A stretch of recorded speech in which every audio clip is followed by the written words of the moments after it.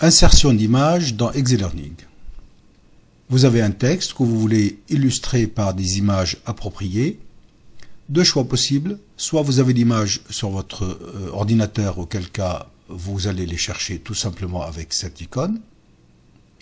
Mettez-vous à l'endroit voulu, par exemple ici. Cliquez sur l'icône Insert Edit Image.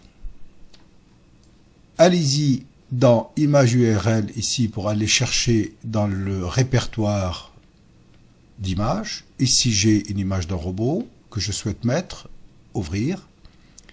Automatiquement apparaît ici donc où j'ai mis l'image. Ensuite je peux la décrire toujours, je peux lui donner un titre et les dimensions me paraissent correctes pour illustrer mon texte.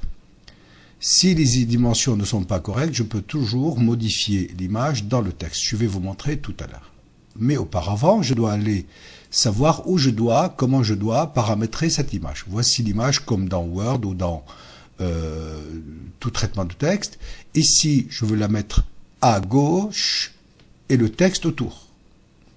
Je veux décaler le texte par rapport à l'image verticalement de 5. Horizontalement de 5 également. Et je vais bordurer cette image de 5. Bien entendu, j'exagère volontairement donc le trait de la bordure. Insert. J'ai cette image qui s'est mise ici. J'ai mon texte autour. J'ai éloigné le texte par rapport à l'image ici. Je valide. Voilà l'image. Elle s'est mise à l'endroit où je souhaite. La même chose depuis le web, je veux illustrer avec 1, 2, 3 images, bien entendu. Ce que je fais pour l'une est valable pour toutes, donc pour toutes les autres.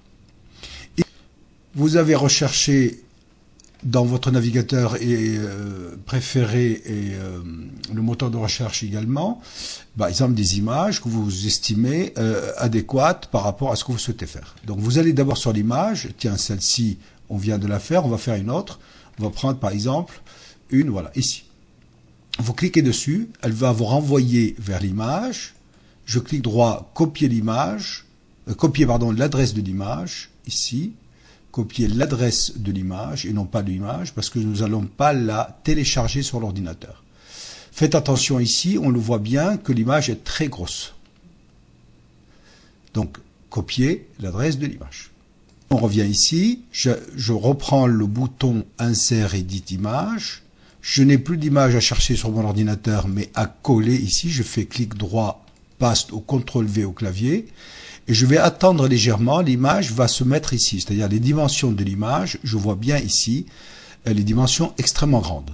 Et bien dans ce cas-là, je réduis soit manuellement, soit en tapant des dimensions ici, par exemple 200. Je vais cliquer sur l'image ici dans cette zone-là, il va s'adapter automatiquement. Donc je n'ai fait que ici, donc je fais 300, je clique sur la zone de l'image et il s'adapte. Je fais toujours l'apparence de l'image où je souhaite la mettre, toujours la même chose par rapport à l'ordinateur. Là ici je vais la mettre à droite, toujours décalée de 5, 5 et ici je vais bordurer à 2 et insert. L'image s'est mise ici. Si j'estime qu'elle est encore trop grande, je peux toujours cliquer dessus et comme sous un traitement de texte, de la réduire. Faites attention, réduisez. Ne réduisez pas au milieu, sinon vous allez déformer l'image. Gardez dans ce cas-là votre doigt ici sur le côté, sur l'angle, et vous allez garder la proportionnalité par rapport à ce que vous souhaitez faire. Voilà comment donc on insère des images. Donc je peux recommencer avec une autre ici, ça n'a aucune difficulté.